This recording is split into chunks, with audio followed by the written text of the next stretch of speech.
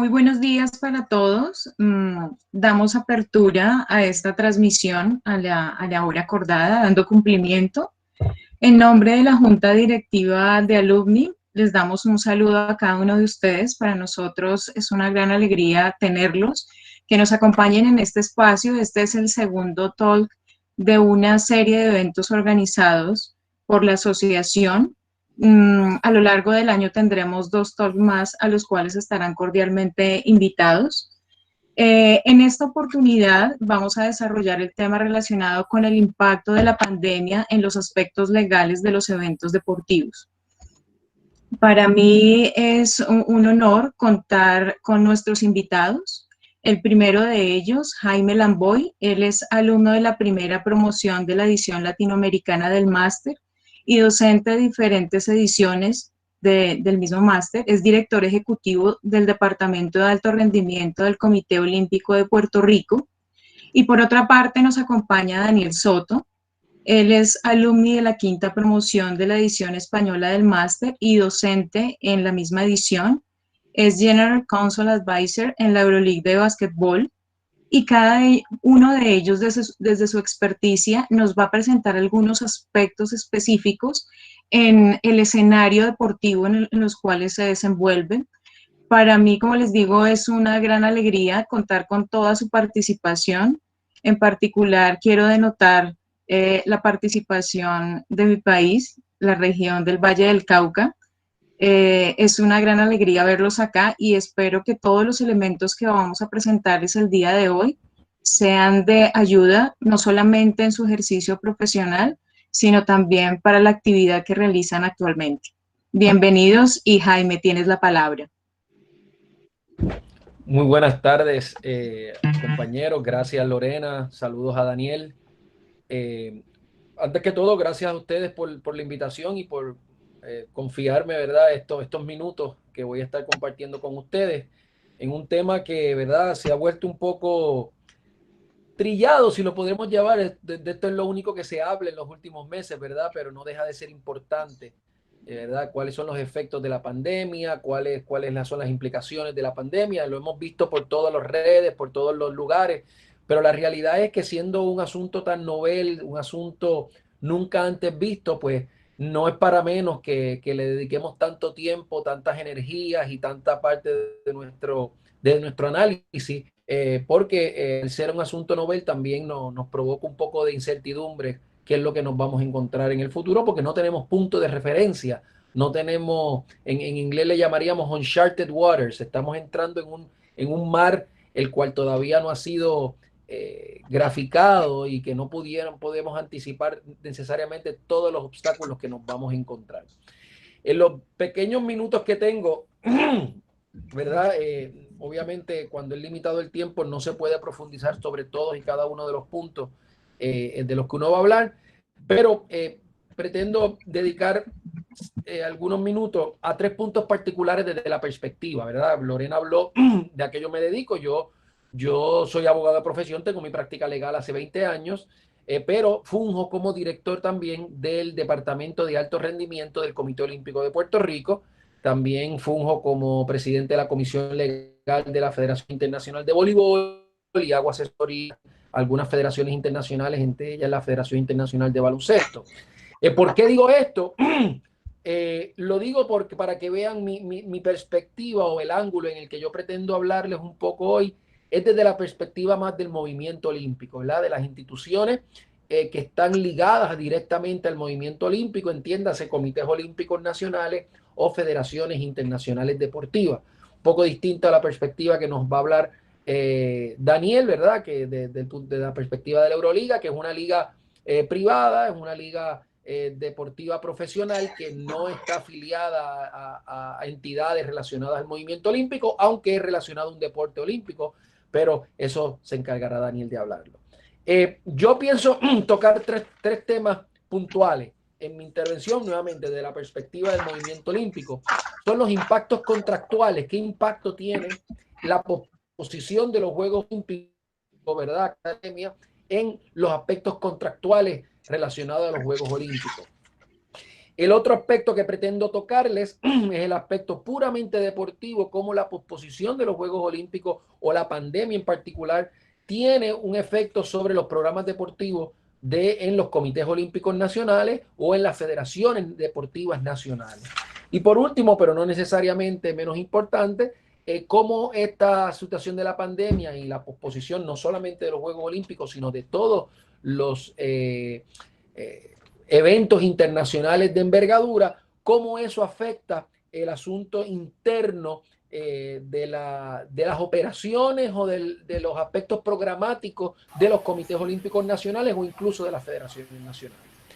Habiendo dicho eso, el primer punto con relación al impacto contractual es que tenemos que entrar en, ¿verdad? Lo sabemos, pero no que, voy a repetir, los Juegos Olímpicos nunca habían sido pospuestos. Habían sido cancelados, particularmente cuando dentro del contexto de la Segunda Guerra Mundial, pero no pospuestos. Así que esto nos lleva a un asunto completamente nuevo.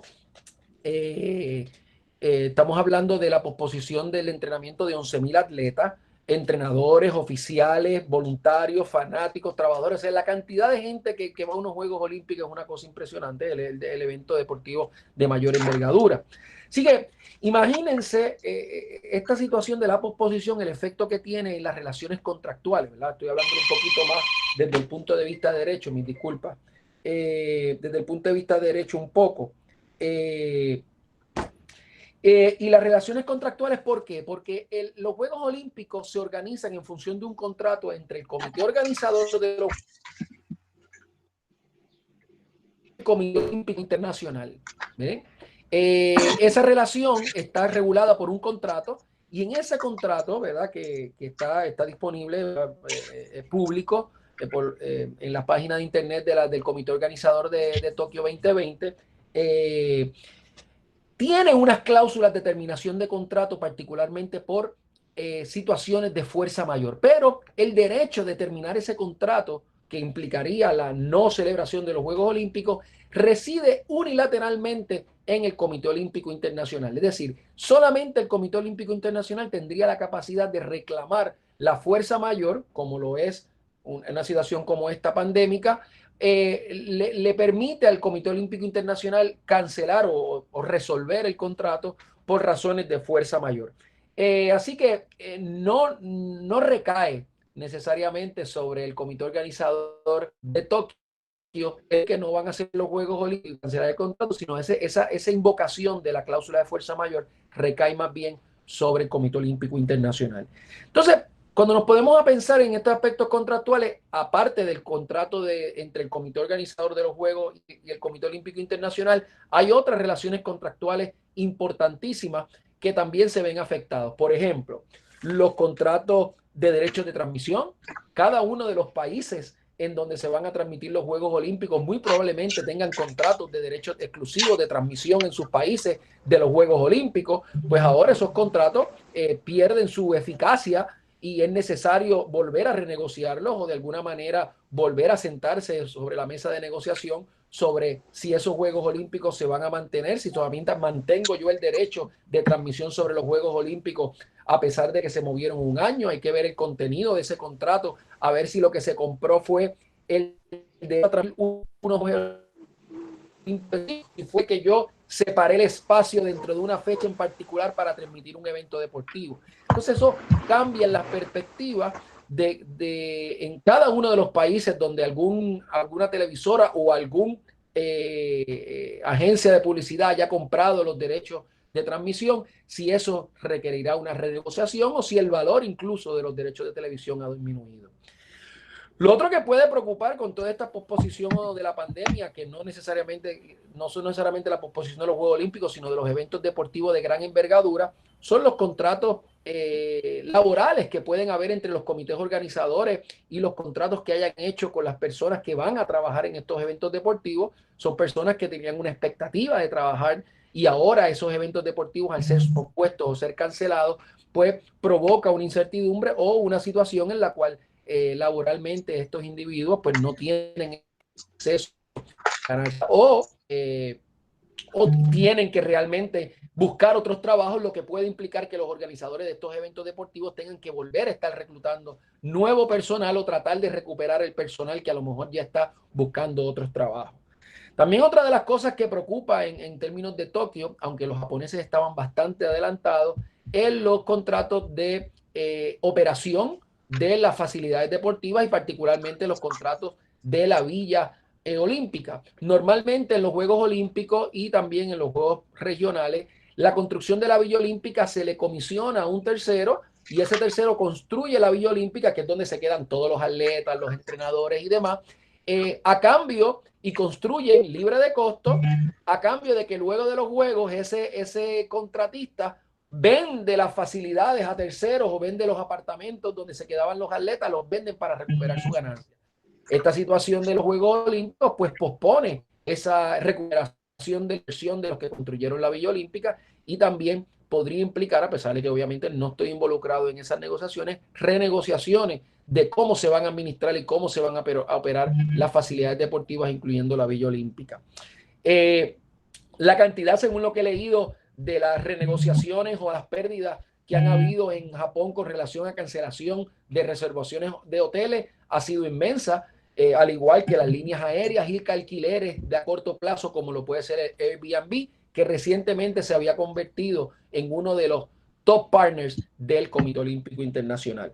Así que yo solamente le estoy dando unos ejemplos por encima de todos los tipos de relaciones contractuales que se ven afectadas con esta situación de la pandemia dentro del contexto particular de los Juegos Olímpicos. El efecto multiplicador de esto cuando nos vamos a un evento, un campeonato mundial, campeonatos continentales, Grand Prix, multiplica cada uno de los deportes internacionales que se juegan en el mundo.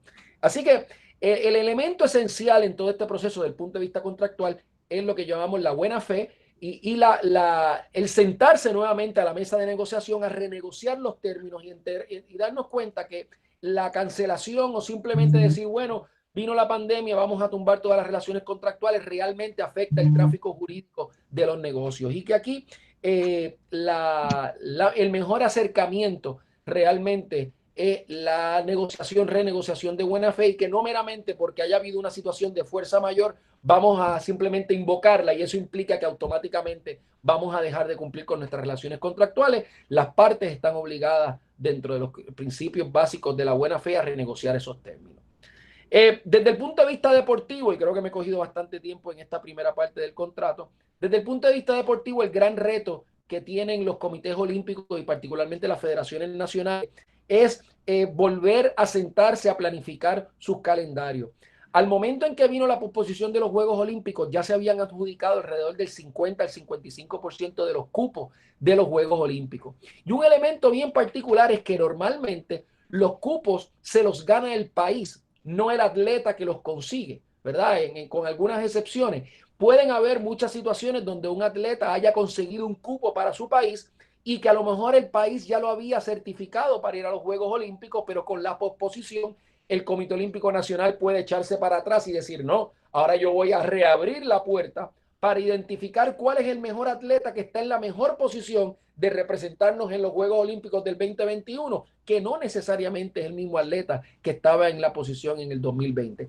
Y eso ya dentro de los procedimientos internos en algunos comités olímpicos ha causado alguna roncha de algunos atletas y han empezado procesos de adjudicación de controversias internos donde los atletas están impugnando esa revisión o reconsideración de la asignación de los cupos que ya se había ganado el país para abrir la convocatoria a nuevos atletas.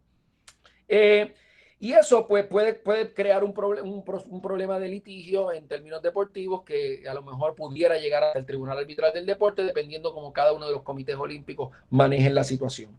De igual manera, el Comité Olímpico Internacional ha tenido que, junto con las federaciones internacionales, han tenido que modificar y volver a repensar los manuales de clasificación. En algunos casos solamente han movido las fechas, en otros casos, como por ejemplo el atletismo, han creado modificaciones para poder darle espacio igual y poder mantener el escenario nivelado para que todas las personas tengan la misma posibilidad de clasificar a los Juegos Olímpicos, tomando en consideración que la pandemia está en distintos niveles de impacto en distintas partes del mundo. En China, en el área de Corea, por ejemplo, ya está bastante bajo control. En la Unión Europea está reduciendo considerablemente, pero en Estados Unidos está, por ejemplo, corriendo con una nueva segunda ola. Así que todavía el mundo no está totalmente nivelado, y uno de los elementos que tenemos que pensar para efectos de los Juegos Olímpicos es que en los momentos que se rehablan los manuales de clasificación, el terreno esté nivelado y todo el mundo tenga las mismas oportunidades.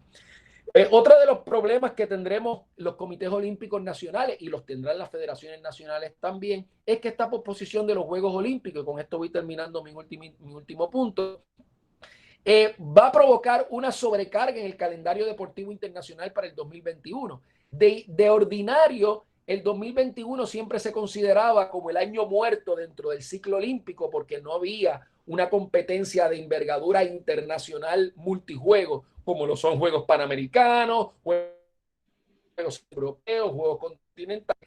Y sin embargo, ahora en el 2021, teniendo los Juegos Olímpicos se van a mezclar con, previo a los Juegos Olímpicos, durante los primeros 6 meses, eventos clasificatorios. Ahora mismo en el 2020, entre marzo y junio del 2020, se estaban llevando a cabo la mayor cantidad o gran cantidad concentrada de eventos clasificatorios a los Juegos Olímpicos. Pues ahora eso se traslada al 2021. Así que tendremos no solo eventos clasificatorios para los Juegos Olímpicos, sino que también tendremos Juegos Olímpicos.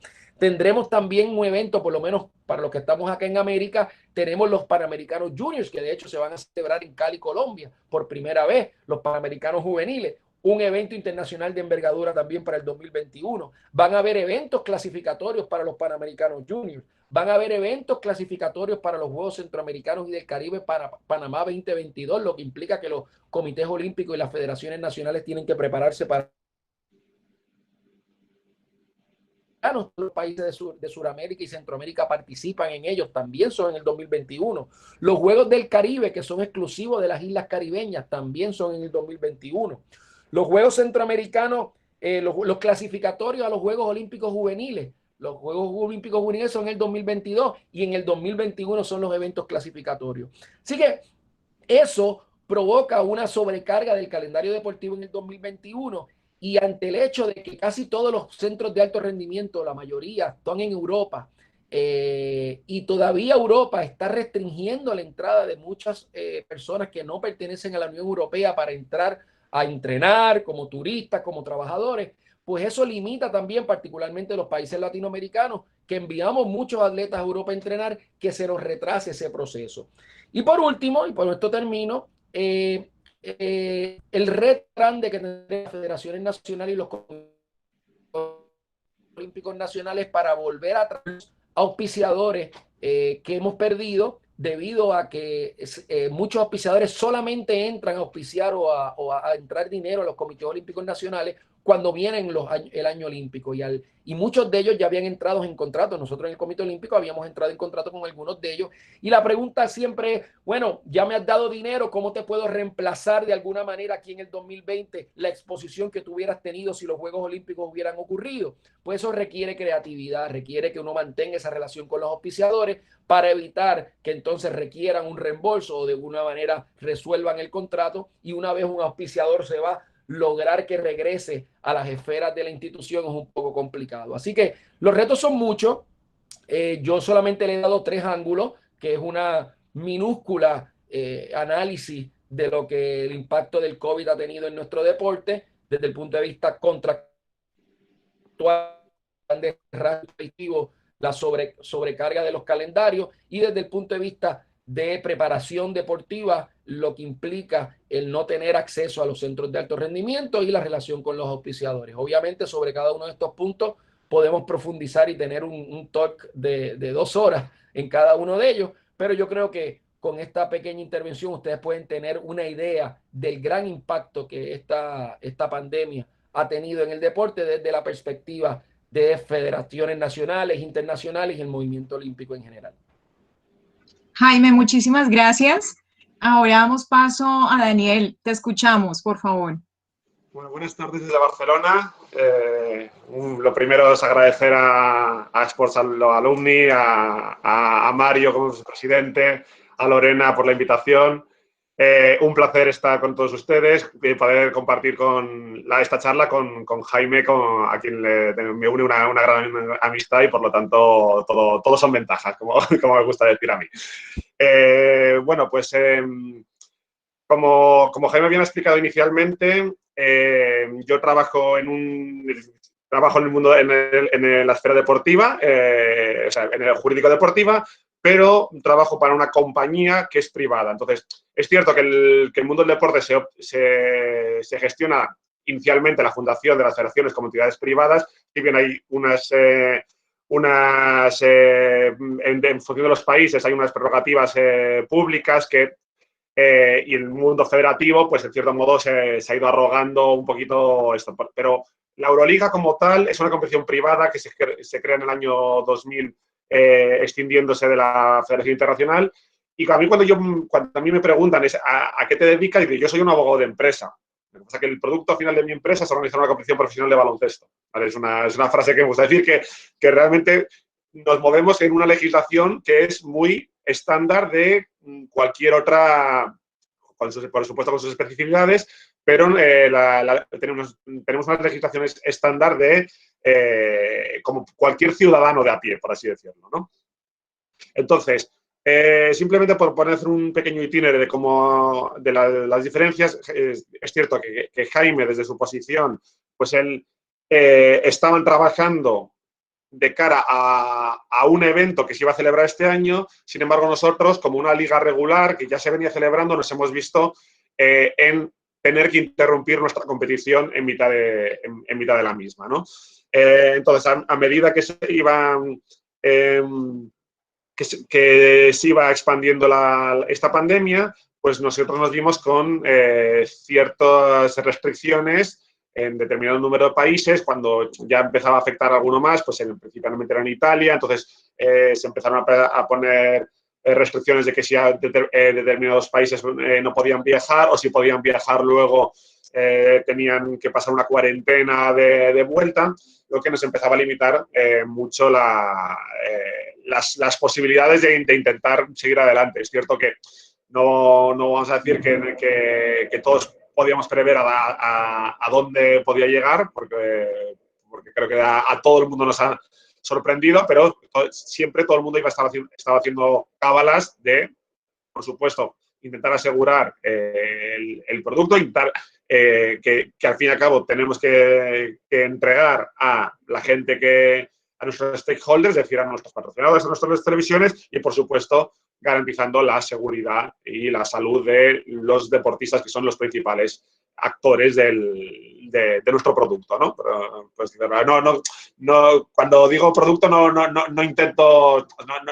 intento quitarle valor, pero es un término estándar, es decir, es el producto por el cual la gente paga. Eso es el deporte, por supuesto, tenemos nuestro componente de pasión, etcétera, pero como nos estamos moviendo en términos jurídicos y en términos comerciales, no quiero... no perdamos la perspectiva, al fin y al cabo, ¿no? Entonces, nos empezamos a intentar recolocar partidos en sedes neutrales, en sedes que permitieran a los distintos países, a los distintos equipos viajar y volver. Jugamos a un partido a puerta cerrada, porque ya empezaban a haber restricciones de público, hasta que el 12 de marzo pues ya no nos quedó otra ante cómo se avecinaba y que las restricciones eran tan grandes que tuvimos que suspender inicialmente las dos competiciones que organizamos, que son la EuroLeague y la EuroCup, que es como un segundo nivel. Entonces, que bueno, realmente nosotros suspendimos el 12 de marzo, que prácticamente fue las mismas fechas que muchas otras competiciones tomaron esta decisión. La NBA suspendió porque un jugador dio positivo, y yo creo que eso también fue bastante la gota que colmó el vaso para que todo el mundo fuera consciente de la seriedad del asunto, ¿no? Por supuesto, sin restar mérito a la cantidad de fallecidos que trágicamente todo el mundo de los países han sufrido. Entonces, una vez en esta situación, nosotros tuvimos que analizar, distintas perspectivas. Uno, la perspectiva deportiva, para poder saber si podemos entregar nuestro producto a terceros, bueno, a nuestros stakeholders.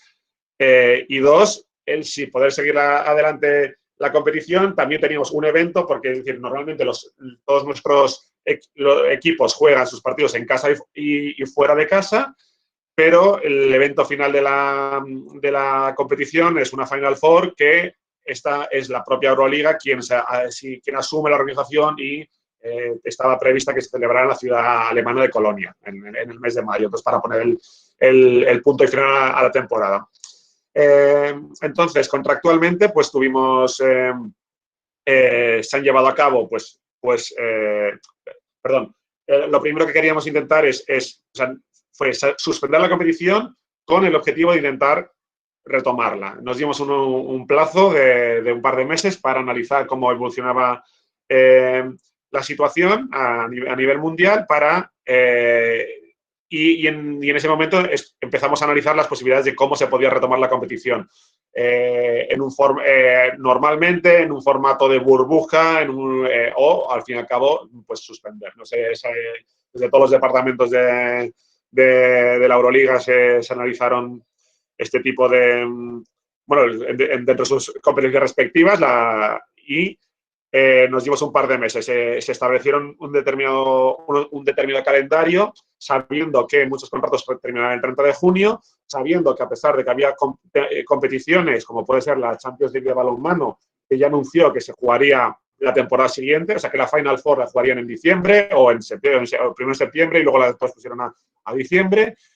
Con todos estos elementos en la balanza, nos dimos un par de meses de plazo para ver. Sabiendo que los contratos terminaban el 30 de junio, se miró la posibilidad, como hizo FIFA, como han hecho otras competiciones, de prorrogar estos contratos, buscando siempre una negociación con los jugadores, ¿no? Entonces, lo que sí que decidimos, al contrario de lo que, por ejemplo, ha hecho la NBA, es que nosotros, si alargábamos la competición, no podíamos ir más allá del mes de julio. Porque si no, ya nos planteábamos en la próxima competición y, como Jaime bien ha explicado, hay un calendario internacional de cara a 2021 que va a ser muy intenso y va a estar muy apretado. En el mundo internacional de baloncesto tenemos un gigante que es la NBA,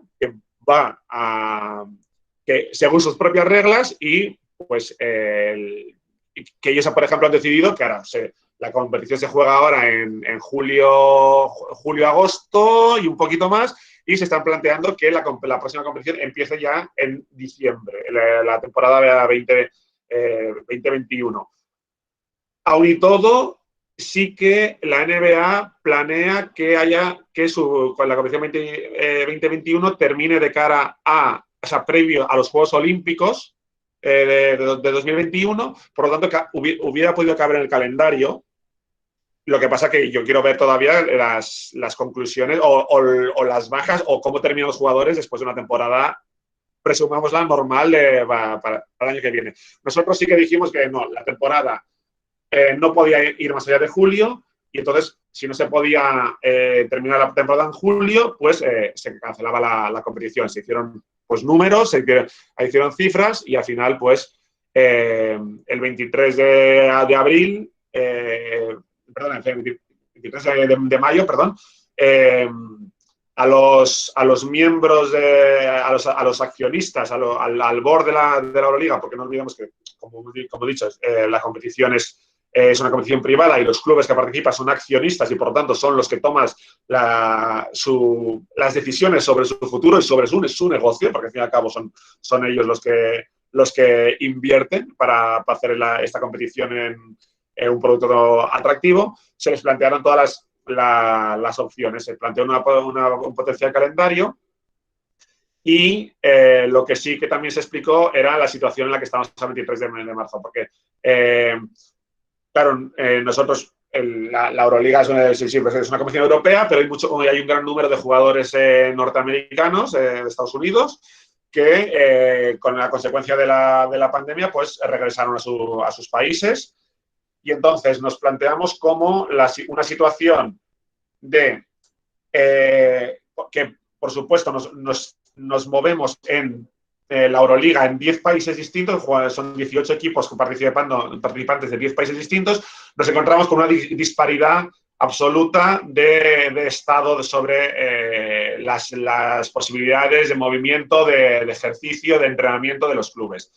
Entonces, en base a esto, se tomó la decisión de que, por ejemplo, en España ya el 23 de marzo, de mayo, ya se empezaban a poder hacer entrenamientos individuales, se podía empezar a salir a correr individualmente. Para las competiciones profesionales se podían hacer entrenamientos colectivos, aunque separados, y luego ya se ha visto cómo la Liga Española de Fútbol y la Liga Española de Baloncesto sí que han retomado a cada uno a su manera.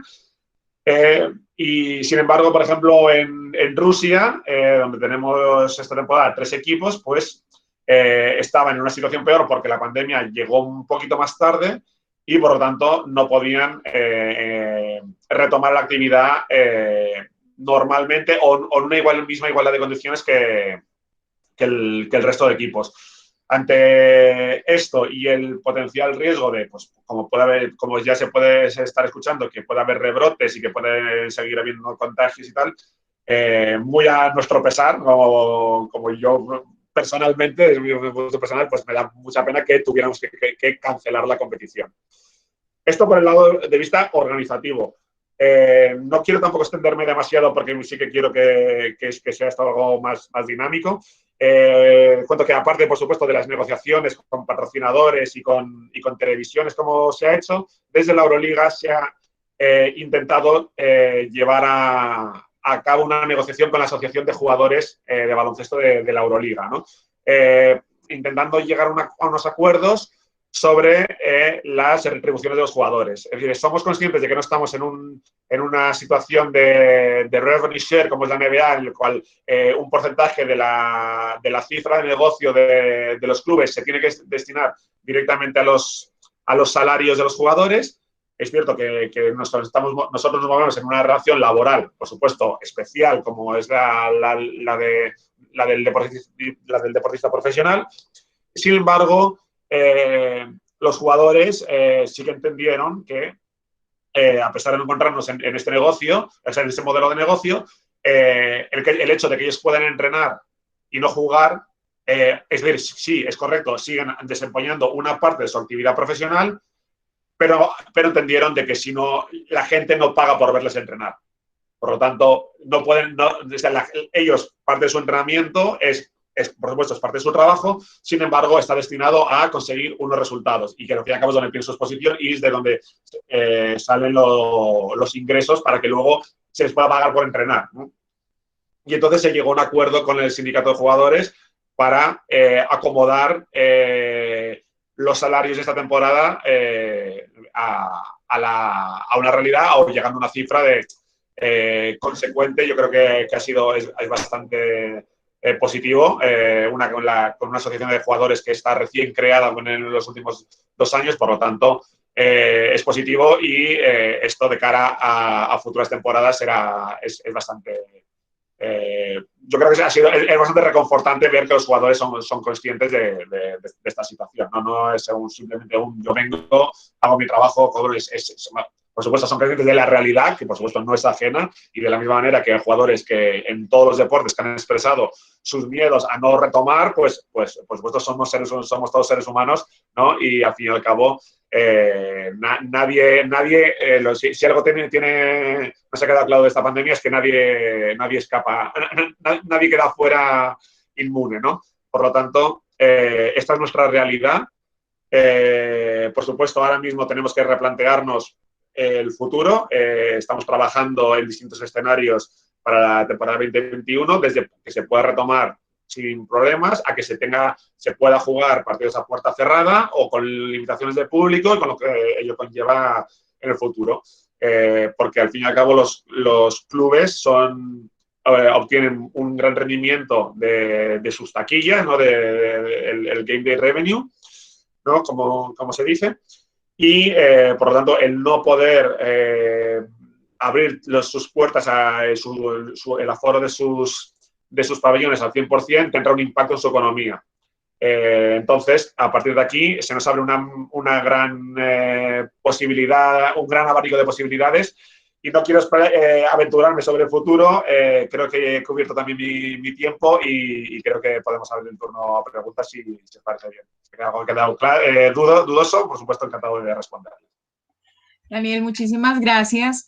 Digamos que de manera general, tanto Jaime como tú han abordado los sujetos que participan dentro de un evento deportivo, entre ellos lo que son los organizadores, los participantes como los jugadores, pero quisiera saber un poco las consecuencias respecto al público. ¿Qué ha pasado, por ejemplo, Daniel, en el caso de ustedes, de sus abonados? ¿Cuál ha sido la consecuencia contractualmente y Claro. cómo lo han abordado?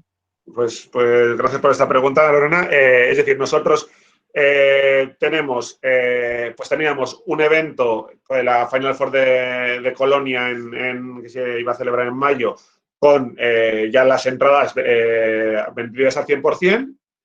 Esto directamente desde la Euroliga, y luego, por supuesto, los clubes en sus partidos regulares, tanto en competición europea como en competiciones domésticas, pues ellos también tenían sus entradas vendidas, sus abonos de temporada, a los cuales ya tenían pues, el dinero recolectado y han tenido que hacer frente a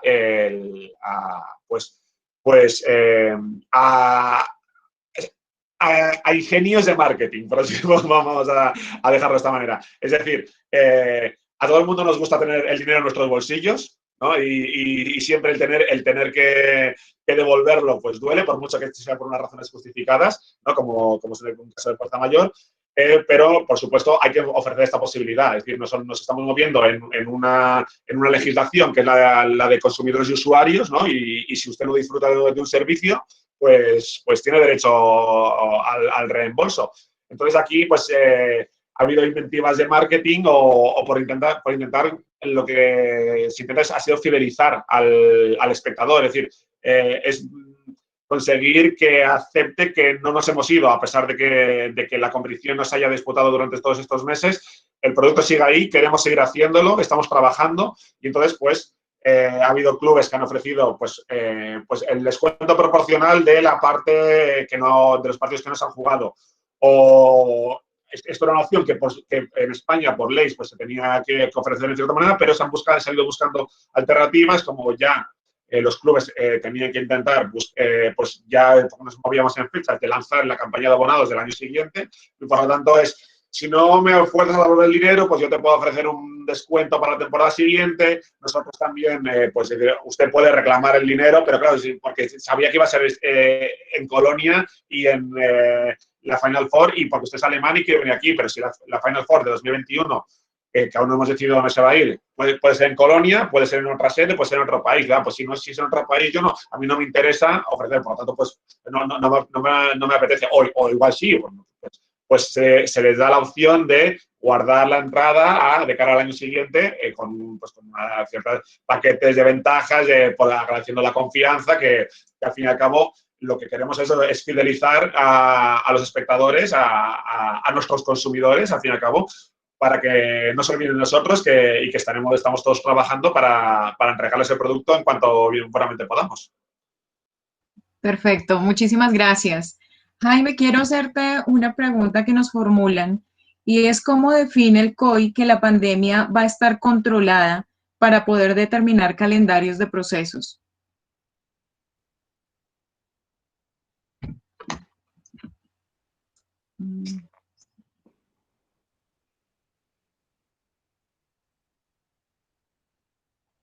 Disculpen. Mira, la realidad es que aquí no hay adivinos. El Comité Olímpico Internacional no es garantizador del control de la pandemia en cada uno de los países. No hay forma de garantizar eso. El Comité Olímpico Internacional es más bien, está a nivel macro, quizás en el contacto con los distintos países, pero recuerden que los procesos de clasificación a los Juegos Olímpicos no son controlados por el Comité Olímpico Internacional.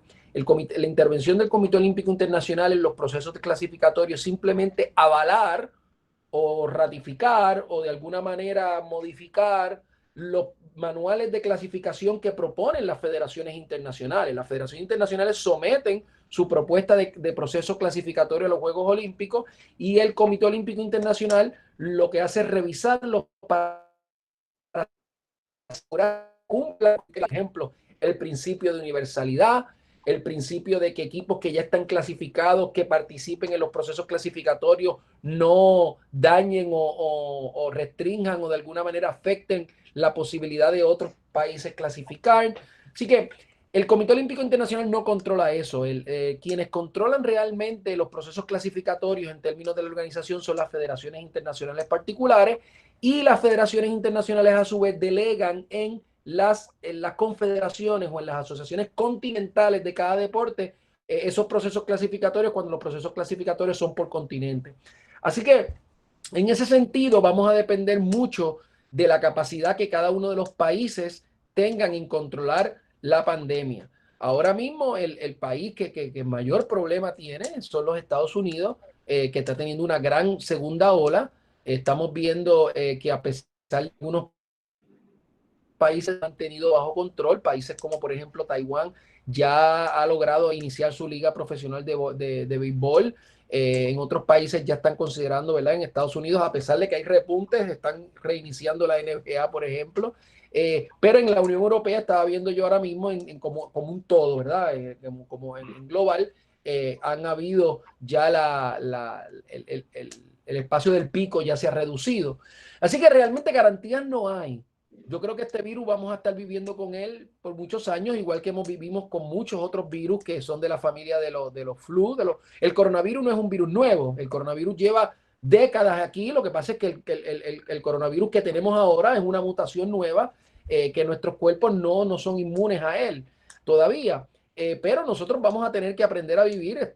Hay muchos países que están aportando a lo que llama en inglés el herd immunity, la inmunidad de masa, que en la medida en que mayor parte de la población vaya adquiriendo el virus, pues van a ser inmunes y entonces van a ir reduciéndose. Así que vamos a tener que estar muy alerta. Todavía hay escépticos que no han querido sacar de la mesa la posibilidad de una cancelación de los Juegos Olímpicos. Yo creo que eso sería muy triste para el mundo del deporte, una cancelación de los Juegos Olímpicos, particularmente un país como Japón, que ha invertido tanto dinero, muchos atletas que ya están en su último ciclo. Y yo por lo menos soy un optimista y yo no quiero pensar en una cancelación, pero la realidad es que es importante que todos los ciudadanos, a pesar de que pensamos que no podemos tener mucho impacto, la realidad es que sí lo podemos tener, evitando el contagio, manteniendo por ahora el distanciamiento social, usando las mascarillas, y ese tipo de cosas todavía es relevante para nosotros lograr que entonces los eventos deportivos puedan reiniciarse, la actividad deportiva y la actividad económica que va de la mano con la actividad deportiva pueda reiniciarse. Y la realidad, la única manera que esos Juegos Olímpicos se den y que los procesos clasificatorios se den, es que cada uno de los países puedan controlar este virus en los próximos 60, 90 días de una manera razonable, porque erradicarlo, este virus, en mi opinión, ¿verdad? Yo no soy epidemiólogo ni nada por el estilo, pero por lo como yo veo la cosa, yo no creo que vaya a estar erradicado de aquí a un año. Erradicado como tal no lo va a estar. Así es, Jaime, muchas gracias. Daniel, quisiera que nos colaboras con una pregunta adicional. Sabemos que cuando vamos a planear cualquier evento, en este caso un evento deportivo, siempre vamos a encontrar riesgos para la realización de esta actividad. En virtud de todo lo que está pasando, nos preguntan, ¿cómo ha impactado la cultura de la seguridad en los eventos deportivos en esta pandemia?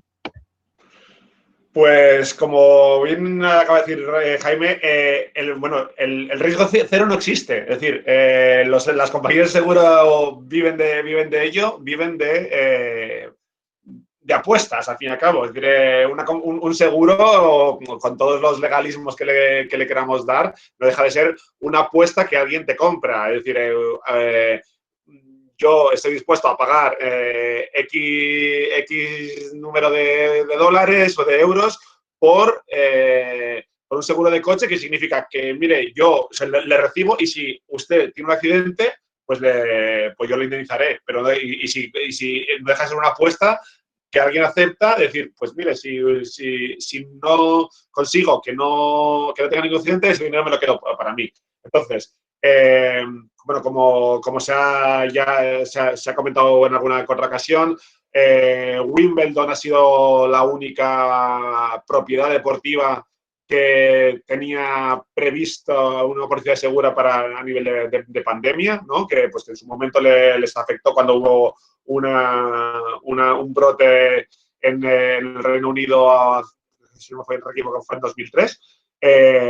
Y bueno, pues vinieron pagando una cuota durante muchos años, pues una cuota que podríamos decir que era reducida, porque en todos estos pues 17 años creo que nadie, a pesar de que pues, en algún momento se ha escuchado especulado de brotes, de la gripe aviar, de la gripe A, etcétera, nadie nos podíamos llegar a esperar unas circunstancias como estas.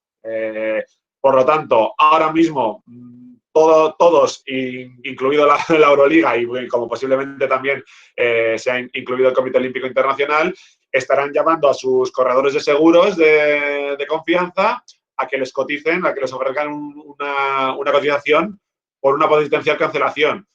Creo que ahora mismo todos somos conscientes del impacto mundial brutal que ha tenido para muchas industrias, para muchísimos puestos de trabajo y, por lo tanto, ahora mismo asegurar este tipo de aspectos en un futuro, pues las cuotas de las pólizas se incrementarán muchísimo si, como bien parece ser, hasta que no haya una vacuna, el riesgo cero no va a existir y, por lo tanto, las probabilidades son mucho más altas de que haya, por mucho que sea a un nivel menor y esté controlado, pero que un grupo de atletas, que en una concentración, de repente haya un contagio en una ciudad donde vais a hacer un evento y, por lo tanto, haya que suspenderlo. Y esto va a implicar, va a repercutir en los gastos de seguro de una manera considerable, en mi opinión.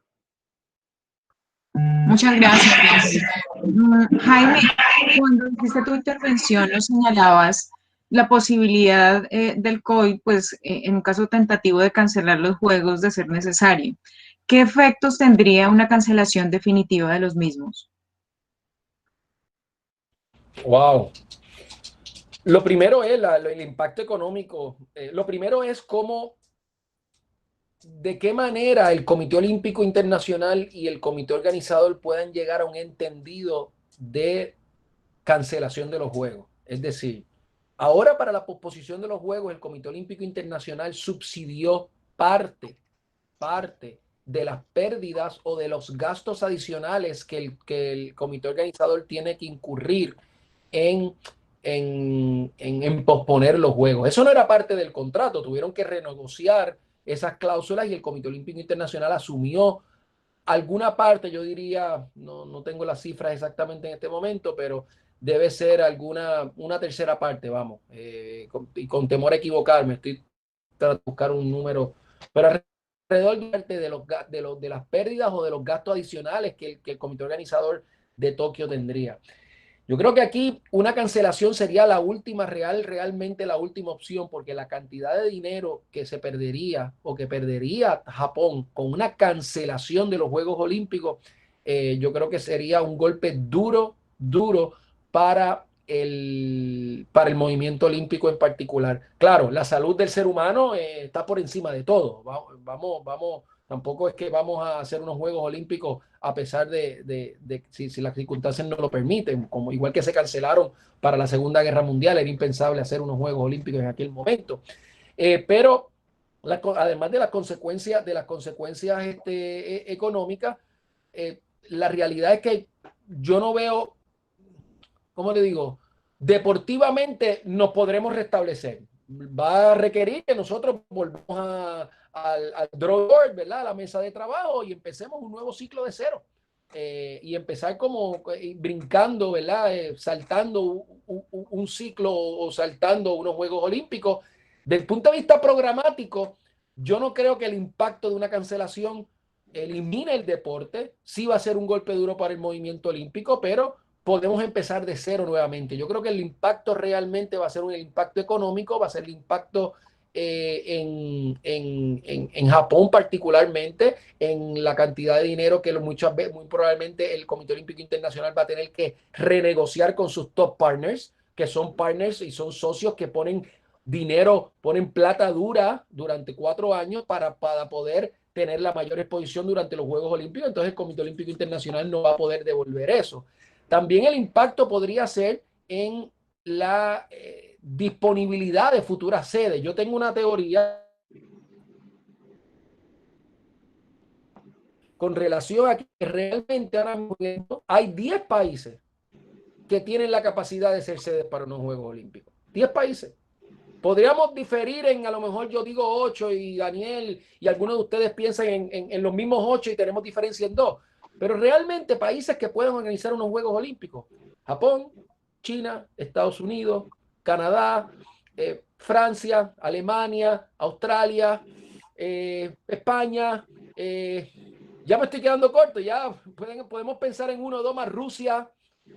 Yo creo que llegamos a 10 y quizás podemos añadir uno que otro. Algunos pensarán que 11 y 12. Son muy pocos los países del mundo que tienen la capacidad para organizar unos Juegos Olímpicos. Y en la medida en que se cancelen unos Juegos Olímpicos y Japón publique la cantidad de dinero que perdió por esta cancelación, esto puede tener un efecto multiplicador en posibles futuras sedes que a lo mejor es más conservador en su deseo de organizar unos Juegos Olímpicos.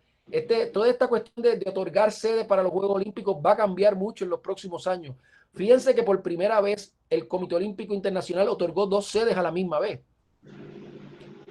Madrid llevaba ya 2 ciclos consecutivos solicitando ser sede y al no ganar dijo: mira, no voy más, no voy a gastar más dinero en tratar de ser sede para no cogerla, y se salieron, no volvieron a solicitar. En el caso de Los Ángeles dijo: mira, si ustedes no me escogen ahora para el 2024, pues fíjate, no voy. Esa presión provocó que el Comité Olímpico Internacional otorgara las sedes del 2024 y el 2028 a la misma vez. Así que ese juego de otorgar sedes va cambiando con el tiempo, porque no son muchos los países que están dispuestos, y una cancelación de los Juegos Olímpicos pudiera reducir esa lista de 10, 12 países, reducirla aún más, y entonces pudiera estar hablando de que el Olímpico Internacional pudiera estar en precario porque necesita de esos 10, 12 países para organizar los Juegos Olímpicos, porque van a haber países en el mundo que nunca van a poder ser sede de los Juegos Olímpicos porque no tienen la infraestructura. Así que hay que proteger, el Comité Olímpico Internacional tiene que proteger a sus sedes y a sus comités organizadores y ayudarlos y asistirlos en toda la manera que puedan, para que otros países se sientan que cuando se van a convertir en sede de los Juegos Olímpicos, el Comité Olímpico Internacional es su socio, es su partner, y no le va a dar la espalda en los momentos difíciles. Gracias. Bueno, es claro, como veníamos hablando, que no podemos ser adivinos en definir cuándo se va a terminar la pandemia. Lo que sí es cierto es que estamos viviendo una nueva realidad y somos nosotros quienes nos tenemos que ajustar a ella.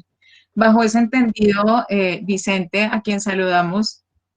Vicente, saludos. La siguiente pregunta, y es, ¿están preparados los properties deportivos para organizar eventos con menos aforos, menos participantes y una duración en días menor? ¿Ha llegado el momento de las nuevas tecnologías, la digitalización y de la realidad virtual? ¿Ha llegado el momento de que los eventos y las competiciones se jueguen en el sofá de la casa? Dinos, Daniel. Bueno, Vicente, encantado de que alguien de su categoría esté escuchándonos, pues ya está todo un honor, ¿no?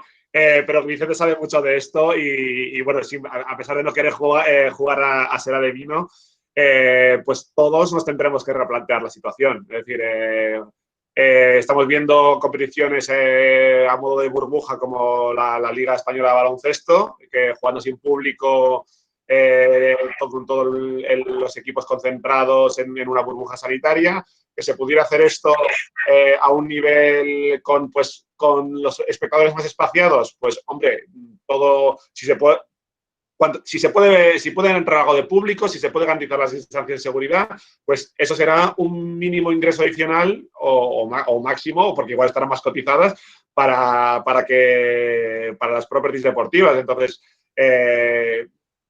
yo entiendo que que sí, todos nos tendremos que adaptar.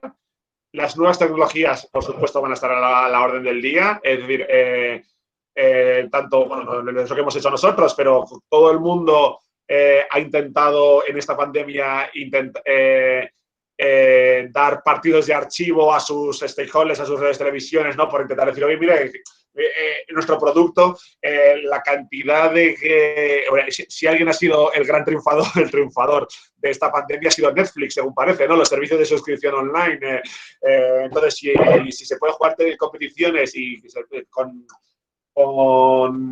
fin y al cabo, si todos hemos intentado volver a retomar, por supuesto, o sea, una cosa es el aficionado de a pie de los estadios, pero los grandes ingresos que reciben los clubes, las propiedades deportivas, vienen de las televisiones. Los grandes las televisiones pagan principalmente más que los patrocinadores. Por lo tanto, no voy a decir que... Es decir, vivir el deporte en vivo no hay nada como ello, pero desde el sofá ya a mí se me puede disfrutar bien. Yo he tenido la suerte de estar en vivo en los Juegos Olímpicos de Río, tuve la suerte de estar ahí, y es una experiencia única, pero yo los disfruto mucho desde la tele, pudiendo cambiar de canal y viendo todas las competiciones a la vez. Así que, por lo tanto, no lo descarto en ningún momento. Jaime, ¿quieres decir algo? Mira, iba a comentar con relación a esa pregunta de Vicente, que yo creo que también es un momento de repensarnos los modelos de negocio de las ligas profesionales. Por lo menos le puedo hablar en Puerto Rico, ¿verdad? Y en los países latinoamericanos, países que no podemos todavía aspirar al nivel del deporte profesional, quizás de Estados Unidos o de muchos países europeos, donde la entrada de dinero de la taquilla del fanático que va al parque, que va a la cancha, que va al fútbol, ¿verdad? Y a los distintos eventos deportivos, es una parte, un revenue stream, ¿verdad? Un área de ingreso importante. También dentro de los modelos de negocio está lo que consume la gente, la cerveza, la comida, el alcohol que se compra, todo eso se vende a los concesionarios y son entradas de dinero que son parte del modelo deportivo y como nos y el deporte profesional, y esa entrada de público se va a ver mermada, ya sea porque las autoridades gubernamentales lo van a limitar y van a exigir espacios entre asientos y entonces el aforo se va a disminuir en un 50%, pues entonces proporcionalmente se podrían disminuir los ingresos resultantes de esa falta de público en las canchas. Yo creo que las ligas se van a tener que poner a repensarse otros modelos de ingresos, como pueden ser el streaming, el transmitir más cantidad de partidos. La tecnología permite ahora que cualquier liga, ¿verdad?, con una inversión razonable, pueda transmitir todos y cada uno de los partidos de su liga por internet, lo que pudiera provocar que alguna entrada de dinero colateral. De la misma manera, y eso ya se está dando, las federaciones internacionales están entrando en el asunto del eSport de manera fuerte y de manera consistente, por lo menos en las federaciones en las cuales yo estoy involucrado, como por ejemplo FIBA, acaba de hacer un evento internacional de eSport donde fue un total éxito, jugando baloncesto por medio de videojuegos, y al punto que ya se van a hacer nuevas competencias en agosto, donde ya se están registrando el doble de países que se habían registrado anteriormente. Así que si la asistencia a las canchas y a los parques se va a ver mermada, aunque sea a corto plazo, definitivamente que los dueños de ligas o los dueños de los derechos sobre unas ligas, las ligas profesionales, van a tener que reinventarse, buscar otras entradas de dinero colaterales, y definitivamente la tecnología puede ser una de esas mayores armas para compensar la falta de público en las canchas. Bueno, Jaime, muchísimas gracias. Antes de cerrar, pues un agradecimiento para nuestros dos invitados, para todas aquellas personas que nos acompañaron. Definitivamente los impactos del COVID en los eventos deportivos podríamos decir que son muchos. Podríamos exigir incluso más tiempo para compartir con todos ustedes, pero creo que el gran mensaje es que nos quedan muchos retos. y tenemos que verlo ya no como un problema, sino definitivamente tenemos que reinventarnos de cara a la organización de los eventos deportivos y también de cara a la práctica deportiva. Lo que para algunos deportes ha sido una afectación, para otros ha sido una gran oportunidad. Como Jaime lo decía, los eSports estaban buscando espacio hace mucho tiempo y no lo encontraban. Y esta coyuntura ha sido su mejor oportunidad para ser utilizada a nivel transversal. Entonces creo que todos estamos conociendo una nueva realidad, diseñando nuevas oportunidades y por supuesto que dependiendo de nuestra realidad territorial, también tendremos nuevos retos. Muchos de ustedes nos preguntaban respecto de los protocolos, pero creo que eso nos daría incluso para hacer otra charla y tener como invitado a Vicente, que he visto que ha trabajado muchísimo el tema y sé que nos interesa a todos. Entonces, ya para finalizar, también quiero hacerles una invitación, como les decía al inicio, este es el segundo talk que estamos organizando, nos quedan 2 más a lo largo de este año. Esperamos contar nuevamente con su participación y muchas gracias a todos. Que estén muy bien. Muchas gracias. Buenas noches. Gracias, saludos. Hasta luego. Gracias por la información.